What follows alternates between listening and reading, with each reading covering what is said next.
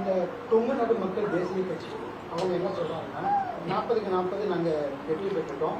மோடி தரிசனம் தந்தால் என்ன தரலைன்னா என்ன 2026 வந்து 234 தொகுதியை நாங்கள் கைப்பற்றுவோம் அப்படின்னு.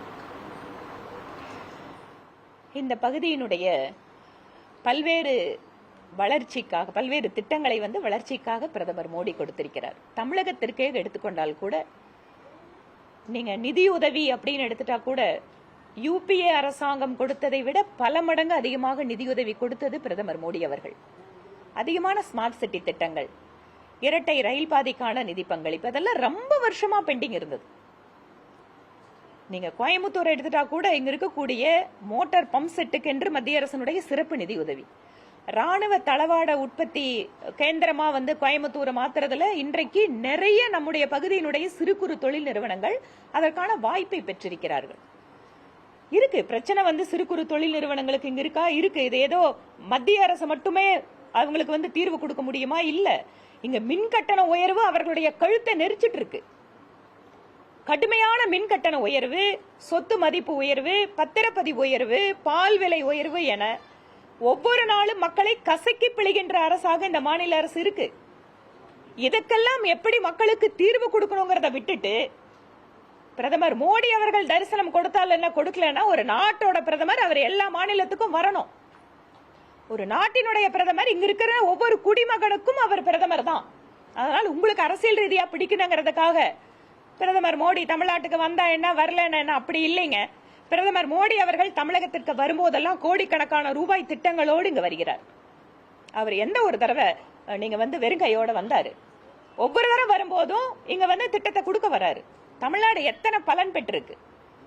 அதனாலதான் சொல்றேன், தேர்தல்ல நீங்க ஜெயிச்சிருக்கீங்க, நாங்க ஆட்சி அமைச்சிருக்கோம். நாங்க அந்த பொறுப்புணர்வோட சொல்றோம், 3வது முறை ஆட்சி நாங்கள் அமைச்சிருக்கோம். இந்த நாட்டை உயர்த்துவதற்கு, இந்த நாட்டினுடைய வளர்ச்சிக்கு, இந்த நாட்டினுடைய மக்களுடைய உயர்வுக்கு வேலை செய்யறோம்னு சொல்றோம். இதுதான் பிஜேபிக்கும் மற்ற கட்சிகளுக்கு இருக்கிற வித்தியாசம். அதனால் இங்க வெற்றி பெற்றிருக்கக்கூடிய மக்கள் பிரதிநிதிகளுக்கு மத்தியிலே இருக்கின்ற ஆளுங்கட்சி என்கின்ற விதத்திலே எப்படியெல்லாம் தமிழகத்திற்கான நன்மைகளை பெற்றுத்தர முடியுமோ அதற்கெல்லாம் நாங்கள் உதவி செய்வோம். நாங்கள் எப்போதும் தமிழகத்தினுடைய நலனில் அக்கறையோடு செயல்பட்டுக் கொண்டிருக்கிறோம். அதே போல திருமாவளவன் தென்னிந்தியாவிலே பாஜக காலொன்ற முறையில் அவருடைய ஜப்பம் எப்பவும் பண்ணிட்டாங்க. தென்னிந்தியாவில் பிஜேபி எந்த அளவுக்கு வெற்றி பெற்றிருக்கு அப்படிங்கறத அவரு புரிஞ்சுட்டு இருக்காரான்னு தெரியல. ஆந்திராவில இருந்து எங்களுக்கு கூட்டணி அரசாங்கம் அமைச்சிருக்கோம். தெலுங்கானாவில் அதிகமான எம்பிக்கள் வந்திருக்காங்க.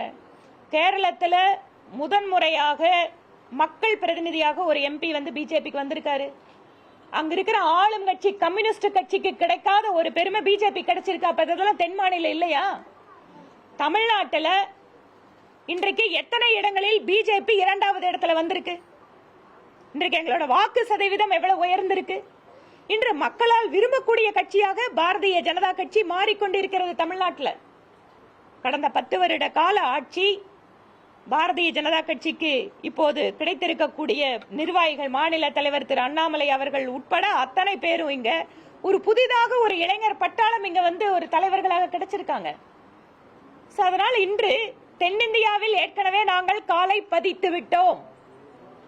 அதனால் புதிதா பதிக்கிறதுக்கு ஒன்னும் உங்ககிட்ட பர்மிஷன் வேண்டியதில்லை. தமிழகத்திலும் எங்களுடைய கால்கள் ஆழமாக இங்கு பதிந்திருக்கிறது. எங்களோட வளர்ச்சியை நீங்க பார்க்க தான் போறீங்க.